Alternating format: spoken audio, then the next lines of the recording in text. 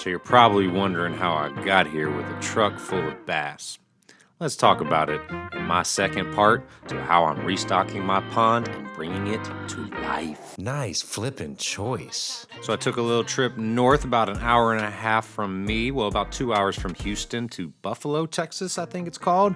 I went up to Overton Fisheries, one of the best known fisheries in all of Texas and anywhere I could find, really. They came highly respected, had a huge selection of fish, really good prices. Wasn't too far out of my way, would have cost way more to get delivered, and I don't even know if they would have done it. I ended up getting about 400 bluegill, 250 Redear, and 25 bass, and I think my total was in the $400 to $500 range. Don't quote me on that. I did not look that up before I came and did this video, and this was about a month and a half ago. It wasn't that range though. Huge place, huge acreage everywhere.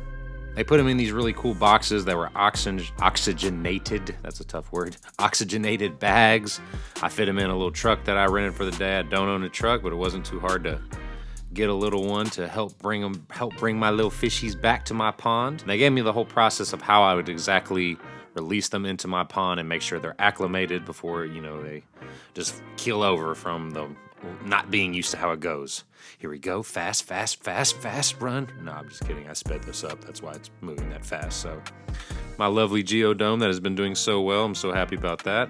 And my pond that I've been working on. Got a lot of things I still want to do to it, but it is a work in progress. So, I get it out of here. This was a little bit of a struggle doing it by myself. I let the bag go into the water, I kind of open it.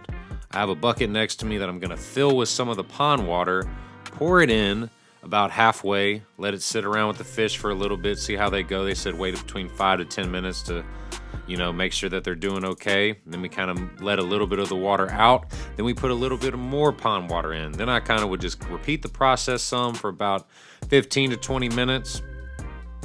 Made sure they were still moving and nice and ready to go swimming. Just keep swimming, just keep swimming.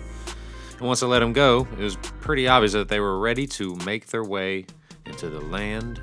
Now these right here were probably the bluegill that I think I did first. I think I waited to do the bass to the end. I didn't do a very good job of marking them, and I know it is hard to see, so bear with me, but pretty sure those were the bluegill. Here I got some bass, I can tell because these are a little bigger, obviously. I didn't get anything really big as I'm still trying to grow them. Even the bluegill were probably a couple inches. I didn't get a feeder. So I'm hoping that they kind of start getting bigger. I don't need a trophy bass pond. It's just kind of something for my guests to do. And I know it really just helps the overall experience. Put a few more pond dye packets in there. This is the first time I used those. Pretty simple.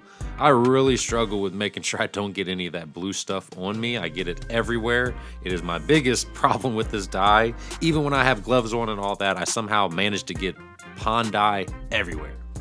Here we are, I'm putting a little bit of more water clarification in there. This has been working pretty well. I need to build a pier, and I just haven't got to it still yet. That will be in one of the future parts that I'm working on. I got a whole lot of construction going on, and I only got so much time and money. Put a little of the pond clarifying in. I go around the rest of the bank. I have some muck away that I put down too that has been helping somewhat.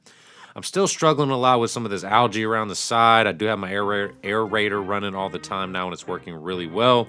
So here I am spraying some of the algae with this algae side. I just did a little bit of it because it started scaring me, talking about how much it may harm your fish and all that. So I didn't want to do much, and I really wanted to see if it worked. So I put just a little bit in there just to get it going. The pump was kind of trash, so I don't even know here I am spraying some more pond clarifying. Sprayed a little of the algae side.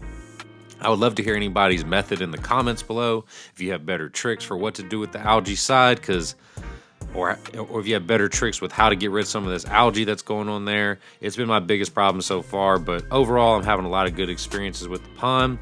Let me know in the comments if you have any questions or anything I can do to make this even better, and we can learn together.